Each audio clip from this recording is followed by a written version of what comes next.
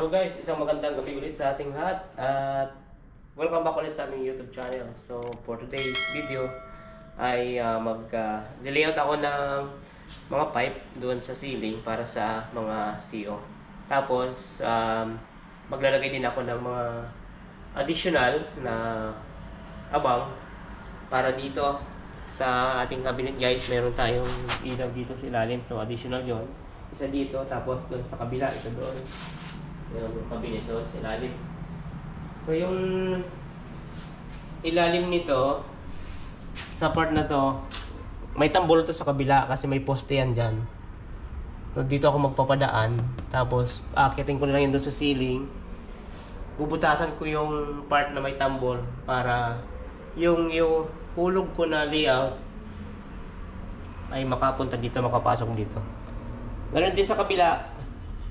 Yung kabila, meron din ano yan guys, meron din butas yan doon sa likod. Medyo may hirap na nga lang lagyan ng abang yan dahil medyo malalim yan eh. Pero sige, tingnan natin yung best natin kung paano natin yan magawa. Yan, para sa kabutihan ng ating mga project. So, butasan ko muna ng 380 to. So dito tayo susulok. Ito kasi may metal ito eh. So ito lang tayo sa medyo labas ng metal.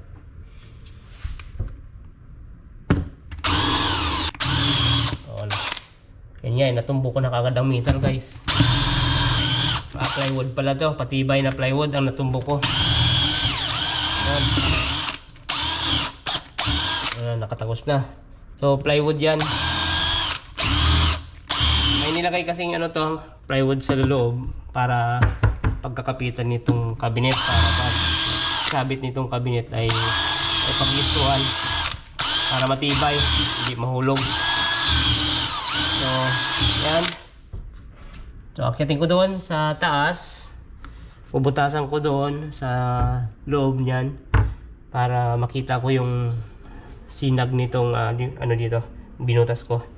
Lulusutan ko ng GI wire yan. Tapos suhulugan ko na lang ng flexible yan mamaya. Yan. Naman dito lang ginawa natin. Patikin mo muna yan. Yan guys, lagyan natin ng wire. Papasok ko yung GI doon. Hulog pa. Baka dito lang ulit mapunta yung oras natin ha. Yung? Ang oras natin, baka dito lang ulit mapunta. Kaya nga eh. Tuloy mo dyan man. Diyan sa kamay mo. Oh. Itong dalawa? Oh. Ano nila? Sige. Dalaw.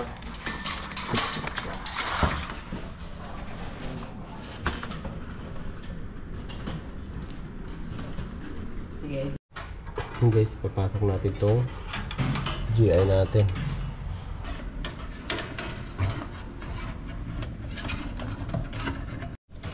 And guys, naramdaman ko na yung wire galing sa taas, GI, na pinasok din ni Kuya Dudes. Pag nakalawit natin to at nahuli. Sige.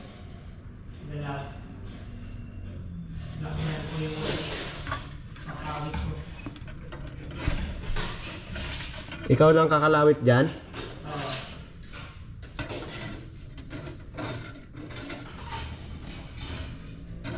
Oh, yan na yan eh.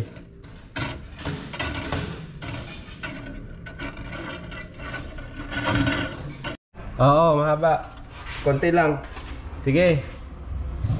Yan guys, nakalawit na guys. Oh. Yan o, hinihila niya na sa taas. Oh. Yan. Nahuli din. Sige, hila pa. Sige. Yun, nandoon na daw. Itali ko lang. Nahuli na guys. Itali ko sa wire ha. Oh, sige, tapos hilahin ko dito. Oo. Yan. Hilahin naman natin ngayon para mahila natin yung ano natin, 3.5. Ilalagay mo na yung 3.5 mo na wire? Okay, lalagay ko na.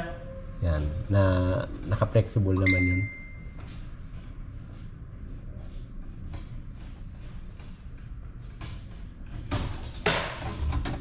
Ayan guys, ang hilahin natin.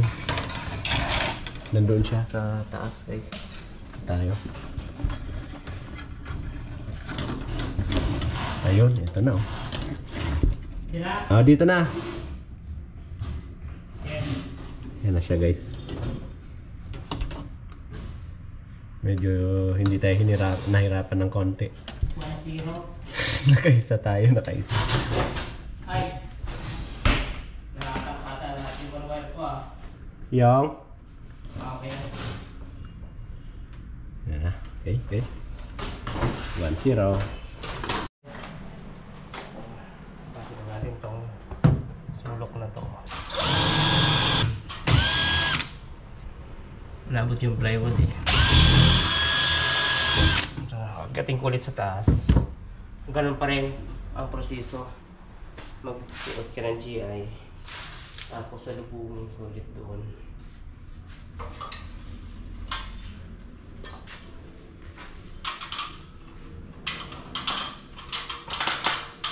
Mas kita naman dyan, no? Alisin ko to.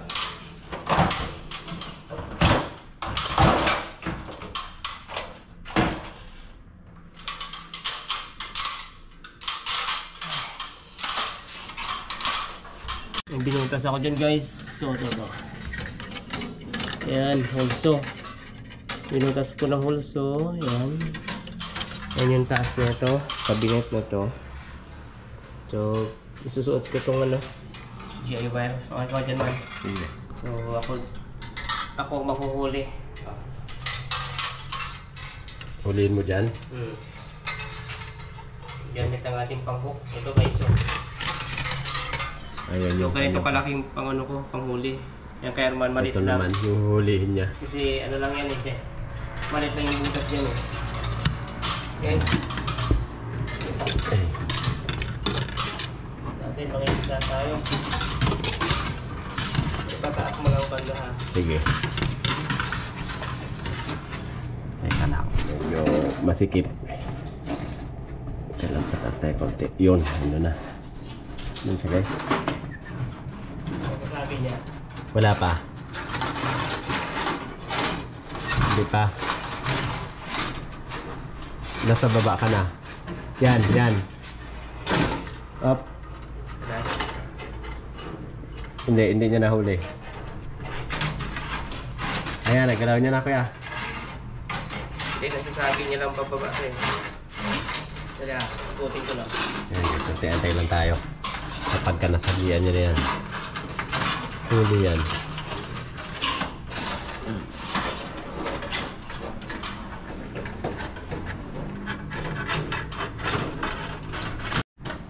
Yan na guys. Huli na yata.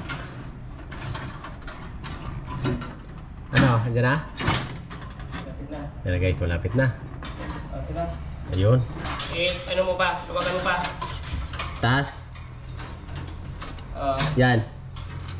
Yeah. Baka makalas. Yun. Yun. Nahuli Huli na. na. Ito. Eh, nasa na? May ilaw ka dyan. Wala. Sige. Okay, so nahuli. Oh. Sige. Yun. Ayun na guys. Huli. Oh. Okay. Huli din. Medyo pahirapan ang panghuli guys.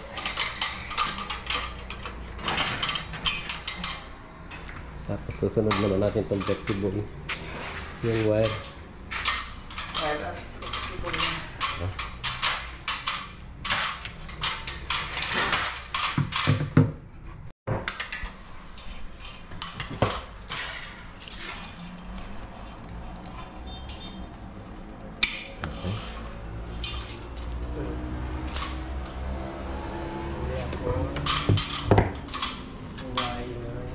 Natin tong dilaw.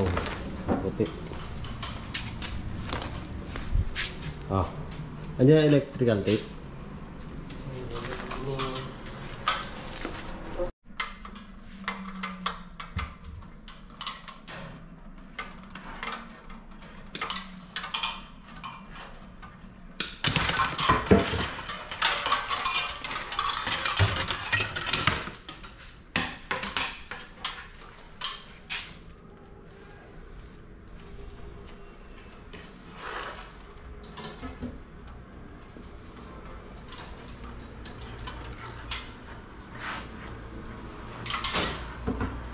Patak. Okay, hatakin natin dito guys.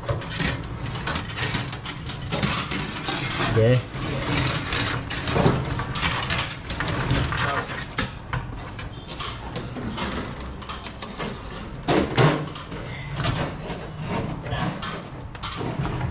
Lapa.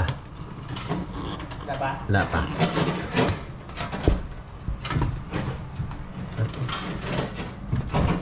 Place mo nga ako yan. Okay guys, ito na. Yan, okay na to. Tuloy ko na. So guys,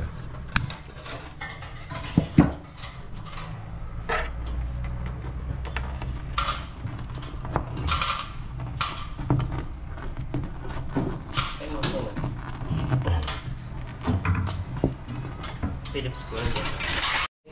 Bali, atakan na natin ang ano to. Ito, lutuin natin. Ito, dadaan dito sa tubo na to. Yan, sa taas na to, yan. Yan yung dinaanan ng supply natin sa kabilang ilaw dito sa pantry. Bali, papunta pa yan doon guys. Doon sa may pinto, doon yan mag-switch. So, sabay sila nung nasa kabilang cabinet na yun. So, yan, may J-wire na tayo. Ito na, tatakin ko na dito. Bigay normal. yan siya guys, oh. Ako ang taga-bigay. Yan doon siya taga-hatak doon. Yan, bigay.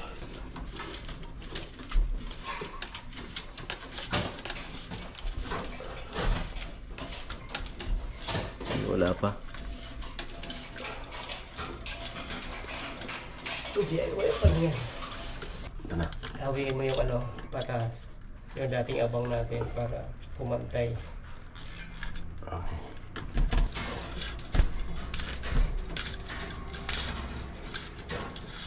Meanwhile, Yan na. Papalit tayo.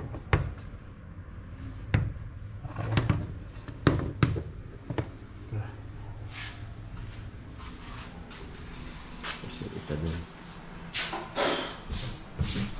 Paalam na. Isa dun. Alam ko na guys.